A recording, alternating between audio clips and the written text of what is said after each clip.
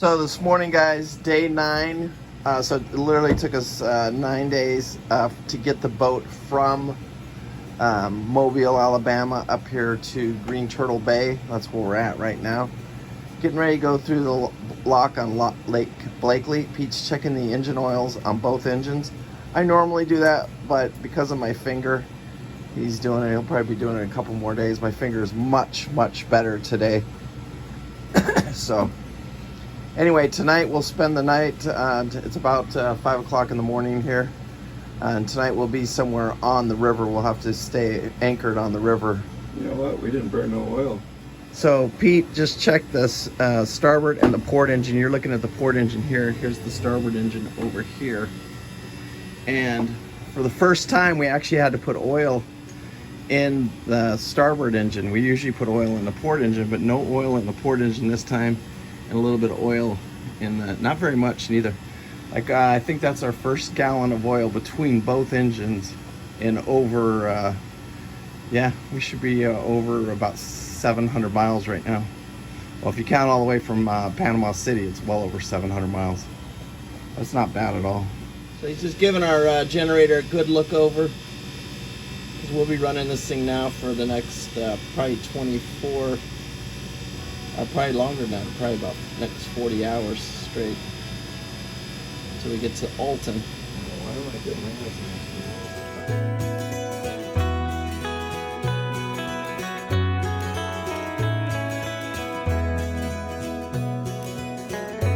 Chief, did Don come early on a boat? Don comes early on a boat, Cal.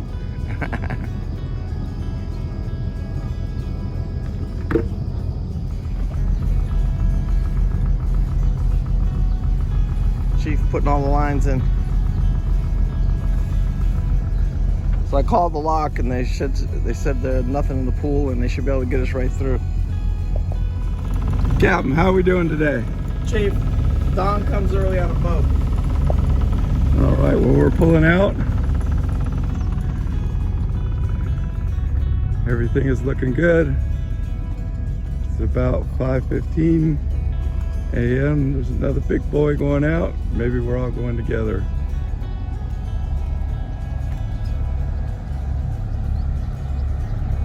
Turtle Bay. Caw-caw! Did you guys hear that? What's that?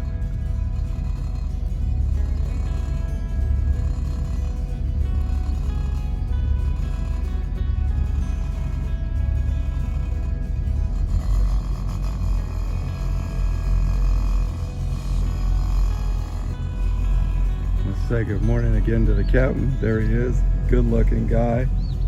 Look at that guy. Gee, the ducks in front of us. It's a little bit cooler this morning. It's a much better day out on the water.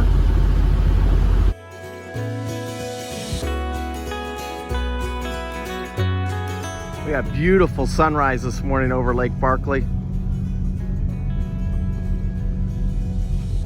And we're going over. Going into the lock. Looks like we're going in with another boat this morning.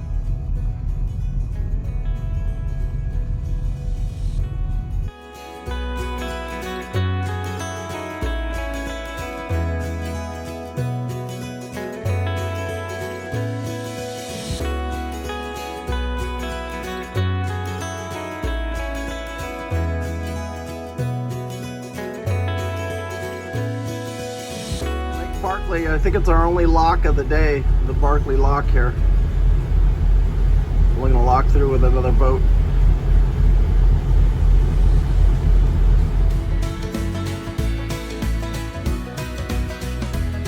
I just wanted to show you guys this morning. So this lock right here, which is the Blakely lock, or you can go over here and do the Kentucky lock, and then you just come here. This route right here is 27 miles. But it's worth it because this lock, this is more set up for commercial traffic, and to get you through there, you can wait 10 or 12 hours.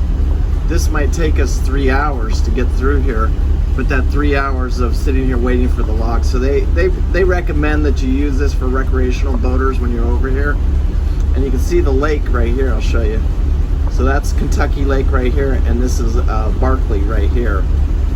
And then there's a little cut through right there. You saw it on yesterday's video you've got to come through this little cut through right here to get from this lake over to this lake. I just wanted to show you that real quick. So we're doing this morning, then we jump on the Ohio, and then we jump into the Mississippi. We'll stop somewhere tonight on the Mississippi. Not sure yet exactly where. We're going to try and do as best we can because I'd like to get to Alton tomorrow night, which would be a huge, huge, huge, huge run.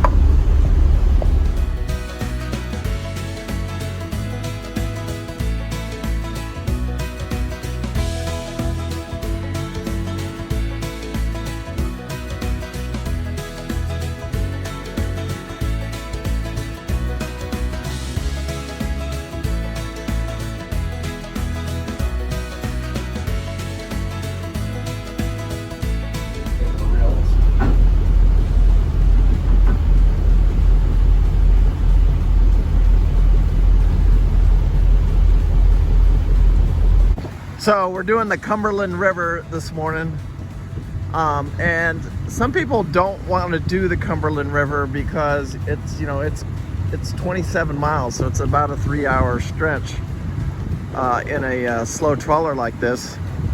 But it's better because you don't have to fight the commercial traffic, and you can get stuck. I've heard people getting stuck at that lock over on Lake Kentucky there for 12 hours. I've heard them get stuck there for days. It's not worth it. Just come over here. This is made for recreational. They prefer you to come over here. Don't fight it. Just do it. You see, it's absolutely just beautiful on this Cumberland River. It's a nice ride. It's beautiful. If you ever get a chance to do it. A lot of dead fish though, and it's the carp. They come over to the lock, and the lock, actually last year they were jumping in the boat. They're trying using some electrical shock thing. This year I didn't see it, but you see them in here. But it is a pretty canal. It really is.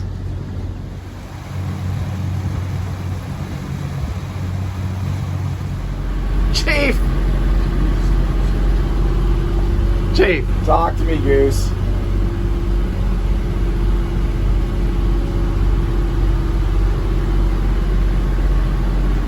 Chief's at the helm. What?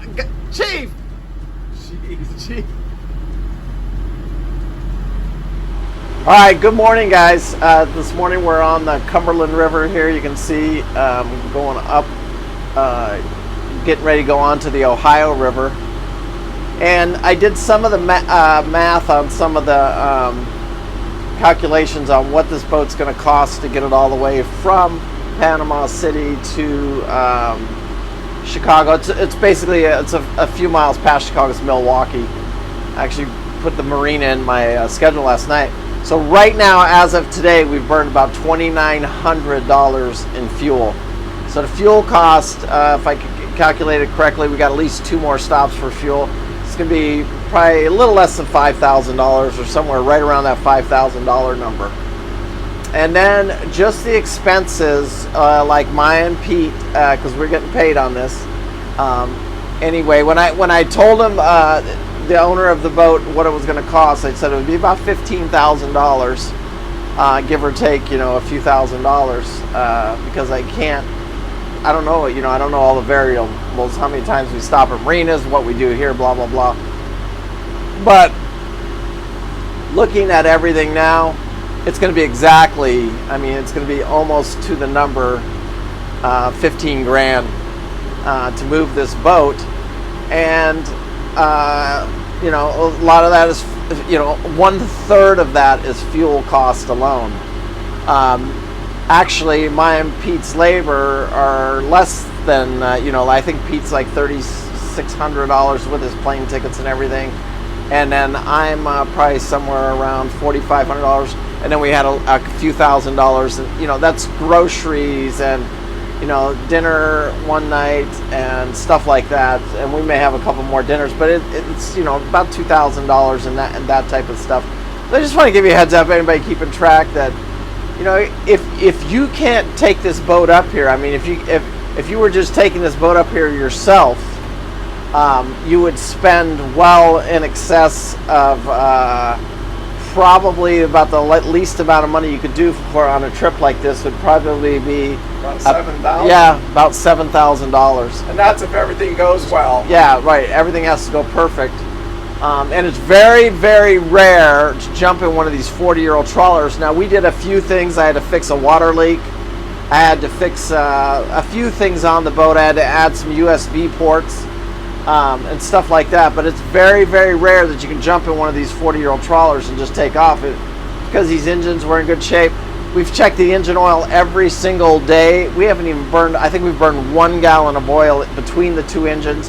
Yesterday this morning was the first time we've ever put any oil in the entire trip in the starboard engine, and in the port engine we didn't have to put any oil. Yeah. So that's really, really good. It just tells you that these engines were, they have been maintained. They claim there's 350 since the rebuild. The starboard engine looks brand new. I mean, it looks like a brand new engine. Even the port engine looks really good. You can see it in the videos. Yeah. But anyway, the boat, when we have a brand new generator, so we have had zero problems, and I say zero problems with the generator. And we run the generator from the time we're unplugged till the time we get, because it's just too hot. It may start cooling down as we get higher up in the river system here. And we may be able to get away from the generator a little bit in the mornings for, until noon or something like that. And also, you guys see us down here a lot, driving the boat down here in this helm station. It's because we're out here for 12, to 14 hours a day. You can't do that up in that, you can't get up there in that heat and have the wind blowing in your face. You just can't do it for those kind of hours. Plus on that, when you pull in to anchor for the night, your work's not done. You still could have anywhere from an hour to 2 or 3 hours worth of work. Yeah, absolutely. Maintenance, and we've been keeping up on it pretty good. So yeah, when we pull into a marina, our day is not over once we pull into that marina. Typically, if we pull into a marina, we're getting fuel, ice, water. We've got to go find water for that's our drinking water. Stuff like that. I think our groceries are pretty good now. I don't think we're going to need any more groceries for the trip. If we do, it's going to be very, very little. But just keeping the boat stocked. There's always chores to do. It seems like you're never done till about, I think last night was 9. The earliest we got done was about 7:30, but last night was fairly easy. Yeah, it was about 9:30 by the time we got back to the boat and everything was done. Yeah. So anyway, I'm just giving you, some statistics of the trip so far. I'll go over the exact numbers once we get there, but it is going to be something like that. I'm pretty close on those numbers, I can tell you that. Are we monitoring 16?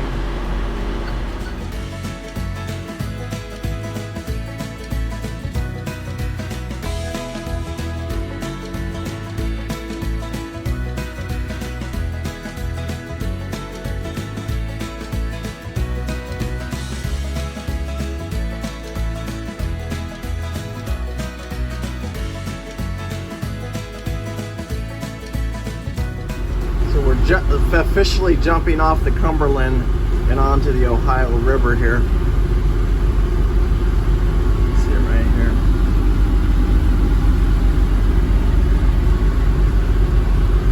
Still got a few more minutes on the Cumberland here, but we'll officially, that's our last bit of our downstream. Will be on the so that's the Smithland Lock on the Ohio River right there. So we're going to go around this little island right here, and then we'll be officially on the Ohio River. So we are officially on the Ohio River now. Beyond this, I think it's like 50 miles. Then we jump on the Mississippi.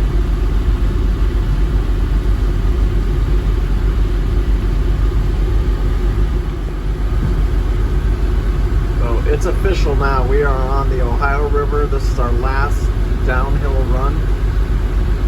Look at the toes just get massive. This toe over there, I don't know how well you can see it. It looks like a city.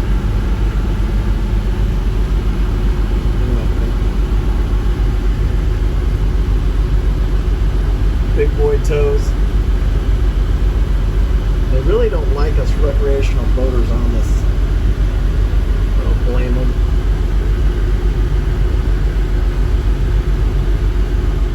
Man, Man, look at the size of that toe. 1, 2, 3 wide and 1, 2, 3, 4 deep. That's a big push right there.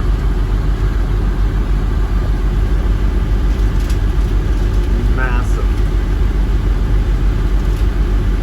They get much bigger than that. Look at that black smoke he's pushing. It's just raw freaking horsepower.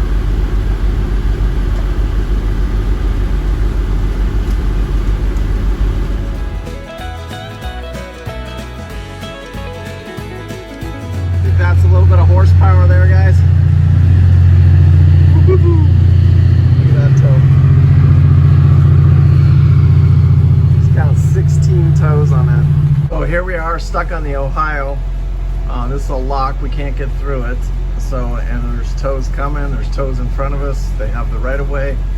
So who knows? So we've learned a long time ago, just drop the anchor. Can't get frustrated about it, it is what it is.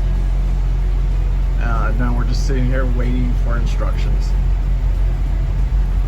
All right, so we just got the call from the lock. We've been sitting here for what, about an hour and a half, Chief? Yeah, hour and a half. That's not too bad. That's not the worst one. Longest one I ever sat for was about 4 hours. Yeah.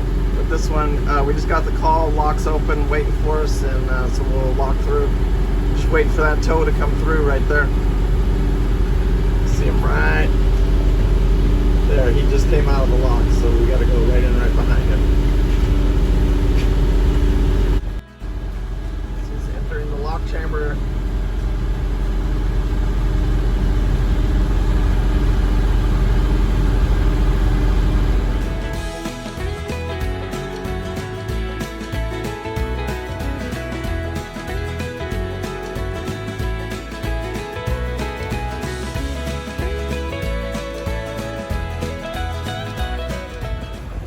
So this is the tug. He's coming in too. So this is a dual chamber, and then we're coming in beside him. You can see how long it takes. It's been an hour and a half for us to get into this gate right here, and this guy's still trying. He's still pulling in. Got to remember, they can't just stop. Look how long that tug is.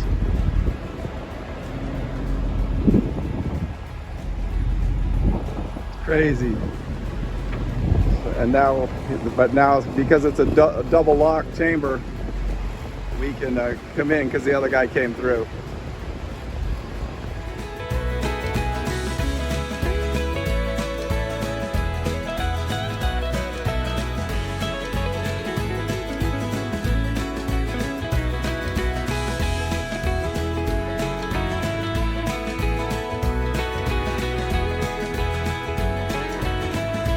Alright folks, so that's the mighty Mississippi right in front of us, and we're turning off of the Ohio River.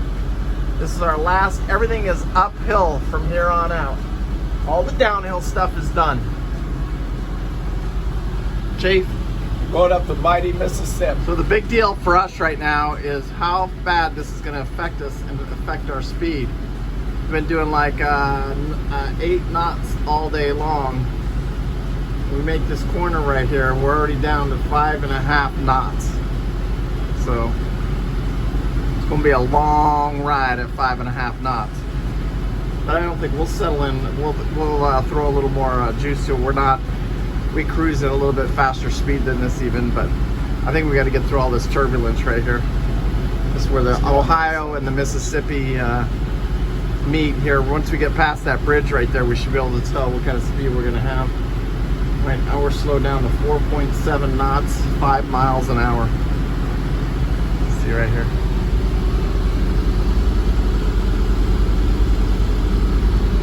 Saying I'm not going to get into it, so I'm about to.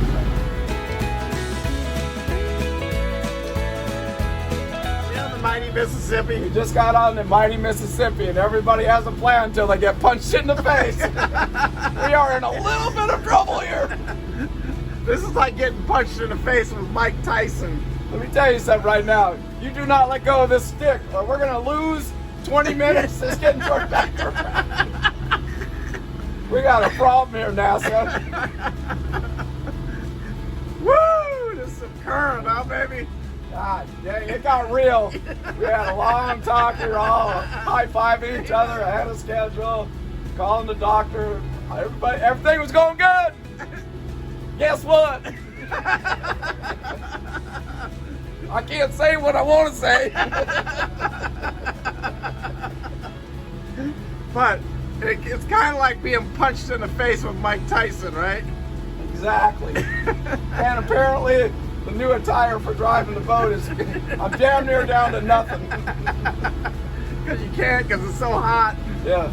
If the heat don't kill you, the speed will.